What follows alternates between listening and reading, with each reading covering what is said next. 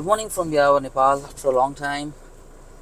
आजको यो भिडियोमा हामी फोर्स कुर्खा 2021 मोडलको रिभ्यू गर्दैछौँ आफ्टर 20,000 किलोमिटर्स। साथमा अब नयाँ 2024 मोडलको कुर्खा पनि लन्च भएको छ इन्डियामा, नेपालमा पनि चाँडै आउँछ होला।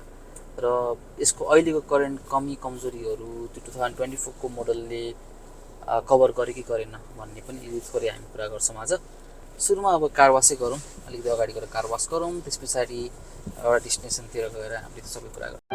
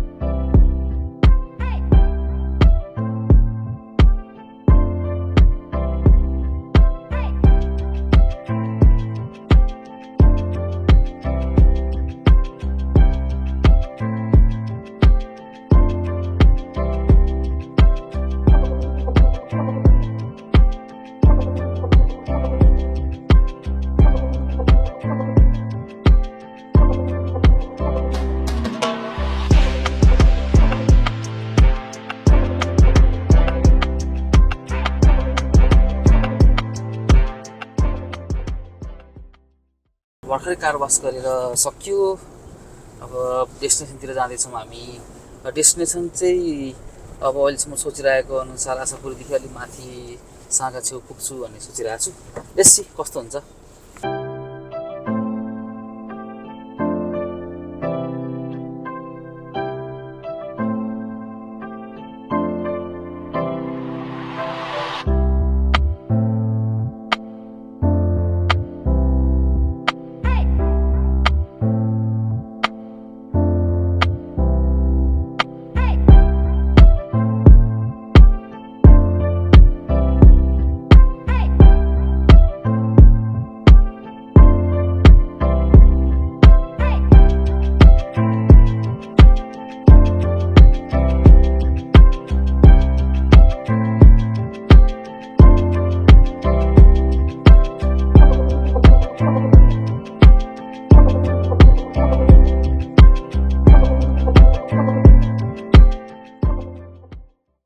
लगभग 1 घन्टा जस्तो हिँडेपछि यो ठाउँ आइएको छ। यो चाहिँ आर्मी डाँडा भन्दा रहेछ नि, यहाँ चाहिँ किन डिफेन्स युनिभर्सिटी बन्दैछ नेपालको एउटा। अब यहाँसम्म आइसकेपछि अब सर र हामी गाडीको सबै कुराहरू गर्छौँ, के कस्तो छ हेर्छौँ र सबै अब यसको बारेमा पनि बुझ्दै पनि म एक्सप्लेन पनि गर्दै जान्छु के कस्तो छ भनेर। फर्स्ट कुरा मैले किन गोर्खा नै चुज गरेँ भन्ने कुराबाट सुरु गर्छौँ होइन। जस्तो मेरो एउटा घुमन्ते बिहेभियर छ, जहिले अब पुरानो गाडीमा लगभग 50-55वटा जिल्ला जस्तो म घुमिसकेको छु होइन। त्यो हुँदाखेरि चाहिँ जहाँ गए पनि जुन ठाउँ पनि पुगौँ भन्ने जस्तो इच्छा हुन्थ्यो। तर कस्तो हुन्थ्यो भन्दा लास्टमा गएर यो गाडी चाहिँ जाँदैन है भन्ने टाइपको कमेन्ट आउँथ्यो। अर्को कुरा हेर्ने हो भने त्यो टाइममा मसँग अप्सन के थियो त अपग्रेड गर्ने बेलामा भन्दा एसयुभीमै हेर्ने हो भने पनि फ्रन्ट व्हिल ड्राइभ मात्रै गाडीहरू सबै ठाउँमा जान अझै पनि सक्दैनन् नेपालको बाटोहरूमा होइन। त्यसले गर्दाखेरि 4 व्हिल लिनै पर्ने थियो। र 4 व्हिलमा बजेट वाइज हेर्ने हो भने अरू गाडीहरू खासै सकिन्छ, एफोर्ड गर्न सकिन्छ भन्ने चाहिँ देखिया थिएन। त्यसले गर्दाखेरि त्यो टाइममा अब जिम्नी पनि थिएन, थार पनि नेपालमा आउँदैन भन्ने बित्तिकै हामीसँग बाँकी नै यही एउटा गोर्खा थियो। र त्यो नै एउटा मेजर डिसिजन थियो मेरो लागि चाहिँ गोर्खा पर्चेज गर्नको लागि। अर्को टपिकमा जानुपर्दा यो गाडी लिएर डेस्टिनेसन्सहरू चाहिँ कहाँ पुग्यो त, किनभने रिभ्यू गर्ने बेसिस त केही न केही चाहियो होइन। अब डेस्टिनेसन्सहरूको कुरा गर्नुपर्दा फर्स्ट मेरो ट्रिप भनेको ढोरपाटन थियो। अब ढोरपाटन भनेको लगभग 7-8 घन्टा चाहिँ अफ रोड नै छ जान आउनको लागि, अलिकति अप्ठ्यारै बाटोहरू पनि थियो। र त्यो टाइममा मैले फर्स्ट टाइम यसको स्ट्रेन्थ पनि देखेँ। अलिकति सानो पटल्सहरू चाहिँ यसलाई खासै मतलबै छैन भन्ने टाइपको स्ट्रेन्थहरू जुन चाहिँ एजम्सनमा किनिया थियो त्यतिखेर त्यो देख्न पाइयो। सेकेन्ड ट्रिप अलिकति अप्ठ्यारो, अझै मोर अप्ठ्यारो, अझै माथि हाइटमा लगभग 3500 जस्तो हाइट नै पुग्यौँ होला। त्यो भनेको पिके पिक छ, अब त्यो सबै ब्लग्सहरू आइहाल्छ होइन, त्यो सबै कन्टेन्टहरू त। तर त्यहाँसम्म पुग्दाखेरि पनि यो गाडीको पर्फर्मेन्स फेरि देखियो कि अझै त्यो ट्रिपमा त यो 4 सिटर भए तापनि हामी लगभग 6 जना गएको थियौँ होइन। त्यस्तो साह्रो कम्फोर्टेबल त अझै थिएन, तर 5जनासम्मलाई कम्फोर्टेबलै छ भन्ने त्यो ट्रिपमा हामीले फिल गरेका थियौँ। त्यो बाहेक अब अनगिन्ती यो हाइवेजहरू जस्तो मदन भण्डारी हाइवेदेखि लिएर अब इलाम नै धेरैचोटि पुगेको छु म होइन, ताप्लेजुङ पुगेको छु। अब त्यो हाइवेजहरू चाहिँ म हिँडेकै छु, त्यसले गर्दा त्यो सबैको बेसिसमै मैले एउटा रिभ्यू यो भिडियो बनाउन लागेको हो। अलिकति यसको पावर र पर्फर्मेन्सको पनि कुरा गरौँ सुरुमा। अब यो 2600 सीसीको गाडी भएपछि मेरो एक्सपेक्टेसन पनि त्यही अनुसार अब अलिकति अफ रोडै जाँदाखेरि पनि गाह्रै ठाउँमा जाँदा पनि सजिलो हुन्छ भन्ने थियो। र त्यसमा मैले खासै अहिलेसम्म केही फ्लजहरू भेटे पनि छैन, किनभने 2600 सीसीको इन्जिन भएर नै होला सायद अब अहिलेसम्म चाहिँ थर्ड गियरमै पनि अप्ठ्यारो टेरेनहरू मजाले अगाडि बढिरहेको देखिरहेको छु मैले चाहिँ होइन। अब हाम्रो गाडीको एक्सटेरियरको कुरा गरौँ होइन, यो गाडीको कस्तो छ भन्ने हिसाबमा। अब एक्सटेरियरको कुरा गर्दा खासै धेरै गर्नुपर्ने कुरा छैन, किन भन्दा हेर्दैखेरिदेखि चाहिँ यसको बल्कियर लुकले नै धेरैजनालाई एट्र्याक्ट गरेको हुन्छ र सुरुमा म आफैले हेर्दाखेरि पनि त्यो एउटा एकदम ठुलो एट्र्याक्सनको पोइन्ट थियो। अब अझै पनि धेरै ठाउँमा हिँडिराख्दाखेरि चाहिँ यसको साइज, बाटोको प्रेजेन्सले गर्दा पनि धेरैजनालाई एट्र्याक्ट गरिरहेको हुन्छ। सो अभियसली हेड टर्नर भन्ने कुरा चाहिँ पहिलेदेखि नै सुनेको थियो, छ नेपालमा पनि धेरैजनालाई यस्तो गाडीमा इन्ट्रेस्ट छ। अब यो गाडीमा एक दुईवटा भएको कुराहरू गरौँ एक्सटेरियरमा होइन, जस्तै यसमा सबभन्दा अर्को एउटा इम्पोर्टेन्ट पार्ट यो चाहिँ विन्डसिल्ड प्रोटेक्टर एउटा ग्रिल जस्तो छ होइन। यसले चाहिँ धेरै ठाउँमा अलिकति अफरोड जाने बेलामा अब झ्यासुस नेपालको बाटोमा त्यस्तै त हो, साइडमै हुन्छ होइन, त्यसलाई त्यसले यति प्रोटेक्ट गरेको छ। बरु यो स्क्रच भएको छ, अरूतिर केही पनि हुन पाएको छैन। त्यो सँगसँगै अरू कुरा गर्ने हो भने यो माथिको रुफ रेल्स यो गाडीको अर्को एउटा इम्पोर्टेन्ट पार्ट हो होइन। जस्तै अब हेर्दाखेरि पनि यसले एउटा लुक्स एड गरेको छ, तर त्योभन्दा पनि इम्पोर्टेन्ट भन्ने कुरा चाहिँ यसले पनि प्रोटेक्ट चाहिँ माथि केही स्क्रच गर्न दिएको छैन अहिलेसम्म। र मैले पछि गएर केही सामानहरू राख्नु पऱ्यो अर मेरो प्लान चाहिँ पछि गएर टेन्टै राख्ने भन्ने छ होइन, त्यसलाई पनि चाहिँ यसले सपोर्ट गर्छ। यसलाई खासै रिप्लेस पनि गर्नु पर्दैन, जस्ट यसको माथि टेन्ट राख्न सकिन्छ। यो गाडीको अर्को एउटा एट्र्याक्टिभ पार्ट भनेको यसको यो लाइट पनि हो। यसलाई चाहिँ डे रनिङ लाइट्स पनि भन्छ, डिआरएल होइन। यसले गर्दा पनि अलिकति परैबाट नोटिसेबल टाइपको लाइट्सहरू छ यो होइन। त्यो सँगसँगै यसको चाहिँ जी-वागनको स्टाइलमा भएको यो जुन चाहिँ साइड लाइट्सहरू छ त्यसले गर्दा पनि अलिकति एट्र्याक्ट गरिरहेको हुन्छ सबैलाई होइन। र धेरैलाई कन्फ्युजन हुने भन्ने कुरा चाहिँ यो एउटा पार्ट छ, त्यो भनेको यो स्नोर्कल। यो के हो त, यहाँदेखि धुवा फाल्ने हो भन्ने धेरैजनाको चाहिँ क्वेसन्सहरू रहेको देखाएको छु मैले। मलाई धेरैजनाले सोधिरहेको छ बाटोमा होइन, कतै हिँड्दाखेरि पनि। तर एक्चुअली यो भनेको चाहिँ एउटा अब स्नोर्कलिङ भन्ने बित्तिकै हामीले पानीमा जाँदाखेरि पनि माथिदेखि हावा छिर्ने ठाउँको लागि स्नोर्कल चाहियो। जस्तै यो गाडीको लागि पनि 700 mm एउटा वाटर वेडिङ क्यापासिटी भएको रिजनले गर्दाखेरि चाहिँ माथिदेखि हावा छिर्नको लागि बनाइएको एउटा चिज हो यो चाहिँ होइन। अब अरू धेरै नयाँ गाडीहरूमा पनि चाहिँ कस्टमाइज गरेर यस्तो कुरा राख्ने गरिराखिन्छ, तर थाहा छैन त्यो if that works or not. अनि एडिसनल एक्स्ट्राको कुरा गर्नुपर्दा चाहिँ यो जुन चाहिँ लामो एउटा ग्लास छ त्यो पनि एउटा अलिकति रमाइलो पोर्सन अथवा हेर्दाखेरि एट्र्याक्टिभ पोर्सन छ यहाँदेखि। अब भित्र सबैलाई हावा पुग्दैन भन्ने लाग्छ होला सबैलाई, तर त्यो पनि छैन। अलि इन्टेरियरको कुरा गर्दाखेरि गरौँला कस्तो छ भनेर, तर अलिकति एडिसनल एक्सटेरियर लुक्समा एड गर्दाखेरि चाहिँ मलाई चाहिँ यो अझै पनि प्रिफर्ड नै छ। मलाई यसमा झ्याल चाहिन्छ भन्ने चाहिँ अझै पनि छैन यत्रो कुदाउँदाखेरि पनि होइन। र सँगसँगै यहाँ माथि एउटा चाहिँ एक्स्ट्रा हामीसँग एउटा जर्किन छ, त्यहाँ गएर मैले एक्स्ट्रा 20 लिटर्स चाहिँ तेल लिएर हिँड्न पाउँछु, त्यसको लागि एउटा सानो कम्पार्टमेन्ट पनि छ। र यो एक्सटेरियरको कुरा गरिराख्नु पर्दाखेरि चाहिँ भन्न छुटाउनै नहुने भन्ने कुरा चाहिँ यसमा केही पनि मोडिफाइड छैन। यो भनेको आउट अफ द बक्स गाडीमा हामीले किन्ने बेलामा नै फोर्स मोटर्सको थ्रुबाट आउँदाखेरि गोर्खामा चाहिँ नेपालमा आउने गाडीमा क्वेसन्सहरू पनि सोधिराखेको पाएको छु मैले। लगभग 10-15 चोटि नै भयो होला ट्राफिकहरूले क्वेसनहरू गरिराखेको यो बारेमा चाहिँ। यो किन राखेको भन्दाखेरि चाहिँ म एउटा ब्रोसर नै बोकेर हिँड्छु, यो त इन्डियाबाटै आएको हो, मैले त केही पनि गरेको छैन भनेर। अनि बल्ल उहाँहरूलाई चित्त बुझ्छ। अब इन्टेरियरमा सुरुमा हेर्ने बेलामा चाहिँ मैले फिल गर्दा पनि अझै बेटर केही न केही हुनसक्थ्यो भन्ने लागेको थियो। अझै पनि लाग्छ, मेटेरियलहरू हेर्दाखेरि सबै कुरो हेर्दाखेरि केही न केही अझै बेटर हुनसक्छ जस्तो लाग्छ होइन। अब त्यो केसमा आफैले कस्टमाइज कति कुरा गर्न सकिन्छ, कति कुरा गर्न सकिन्न, सायद फ्याक्ट्री फिटेड नै कति कुरा आएको भए अझै बेटर हुन्थ्यो भन्ने त लाग्छ। अब यस्तो गाडीमा अफरोडिङ गाडी हो भनेरै प्रिमियम फिचर्सहरू नदिनु चाहिँ एउटा ठुलो फ्ल नै हो होइन। दिनुपर्छ, यो जति प्राइस रेन्जमा पर्चेस गरिरहेछ सायद अझै बेटर इन्टेरियर भएको भए चाहिँ झन् खुसी भएर अरू कुरा केही सोच्नु पर्दैन थियो होला यो गाडीमा होइन। यो सिटको कभरहरू हामी देखिरहेको छौँ, यो रेड र ब्ल्याकको कम्बिनेसन चाहिँ गाडी आउँदाखेरि हुँदैन होइन। मैले आफूले चाहिँ यसलाई कस्टमाइज गरेर रेड एन्ड ब्ल्याकको कम्बिनेसनमा राखेको छु यो सिटको कुरामा। एउटा भनेको त विल कभर राखिहाल्यो भने चाहिँ ठुलो कुरो भएन होइन। स्टियरिङ विलको कभर राखेको छ, नथिङ बिग।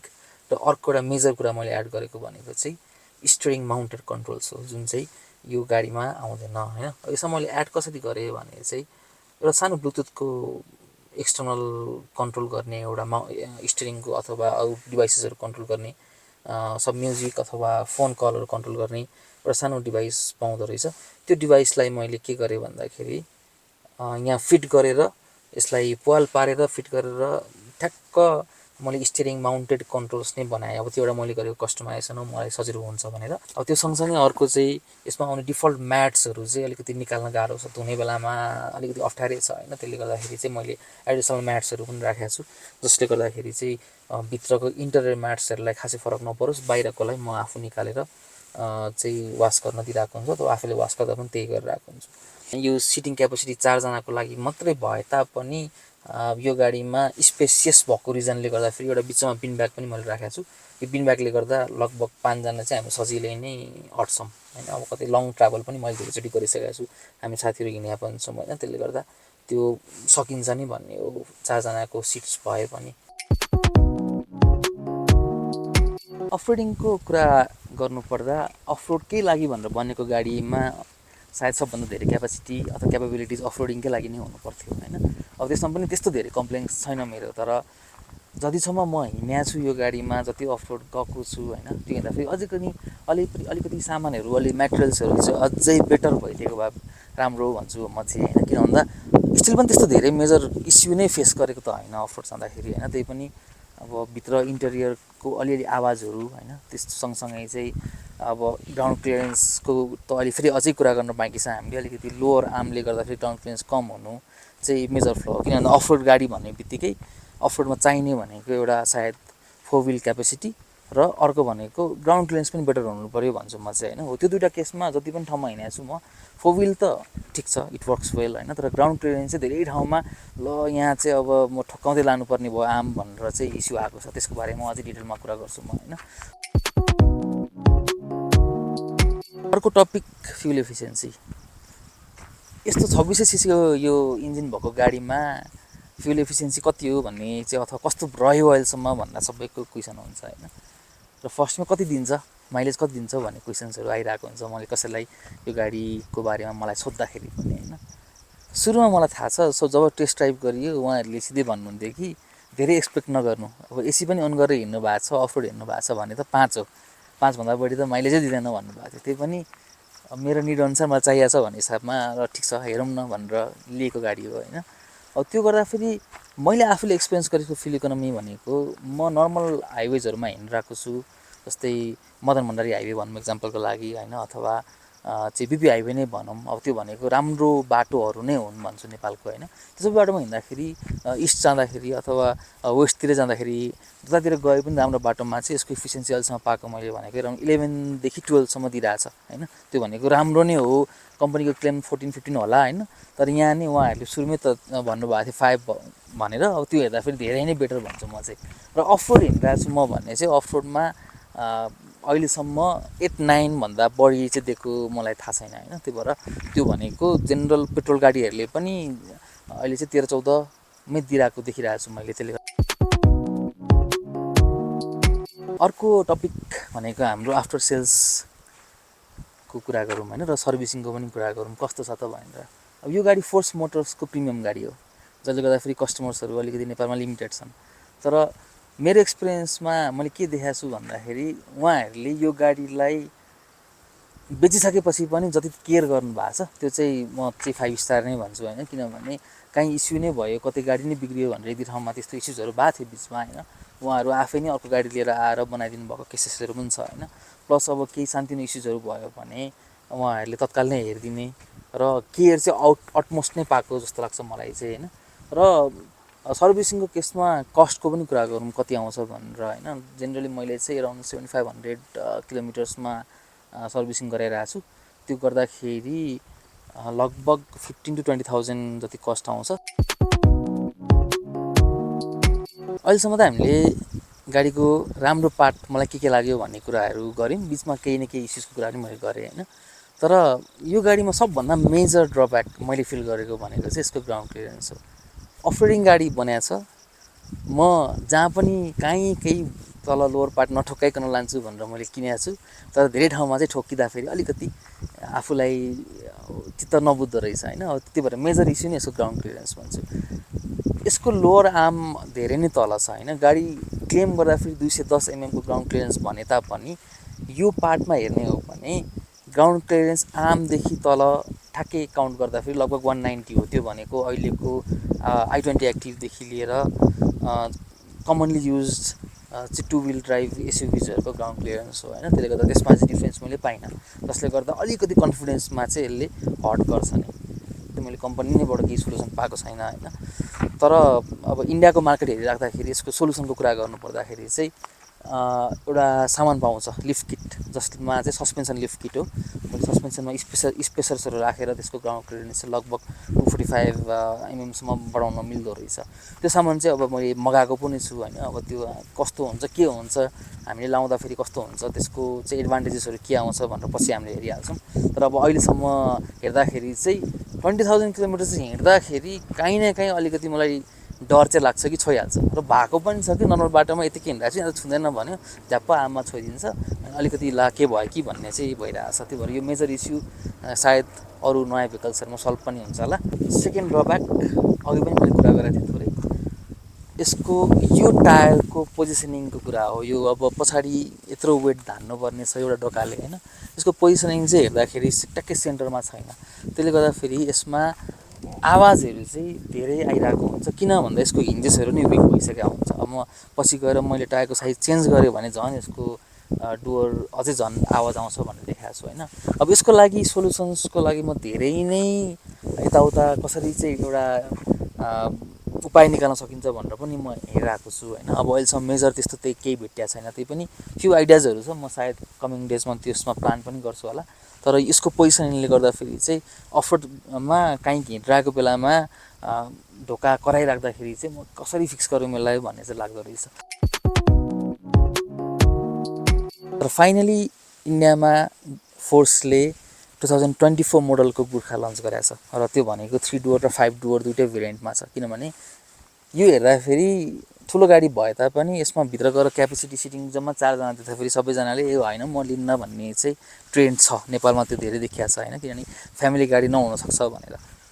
अहिलेसम्म हेर्दाखेरि मैले जति देखाएको छु त्यसले चाहिँ पुरानो ड्रब्याक्सहरू कति सल्भ गरे त भन्ने चाहिँ एउटा ठुलो पोइन्ट हुनसक्छ होइन। अब त्यो कुराहरू गर्नुपर्दा फर्स्ट पोइन्ट भनेको यसको टायरको साइज अहिले भनेको 16 इन्चको रिम युज गरिरहेछ भने अब त्यो बढाएर 18सम्म पुऱ्याएको छ होइन। त्यो भनेको एक्सटेन्सिभली अलिकति ठुलै टायर साइज हो। त्यो हुने बित्तिकै हाम्रो ग्राउन्ड क्लियरेन्समा अलिकति पुरानो इस्यु सल्भ हुने भइहाल्यो अटोमेटिकली। तर त्योभन्दा नि इम्पोर्टेन्ट अपग्रेड भनेको चाहिँ लोवर आर्मको त्यो तल बसिरहेको इस्यु जुन चाहिँ ठोक्किन्छ भनेर अघि मैले भनेँ, त्यसलाई पनि सल्भ गरिरहेको छ 2024 मोडलको गुर्खामा भनेको छ। नयाँ गुर्खामा एउटा मेजर चेन्ज भनेको चाहिँ इन्जिनको पावर पनि हो।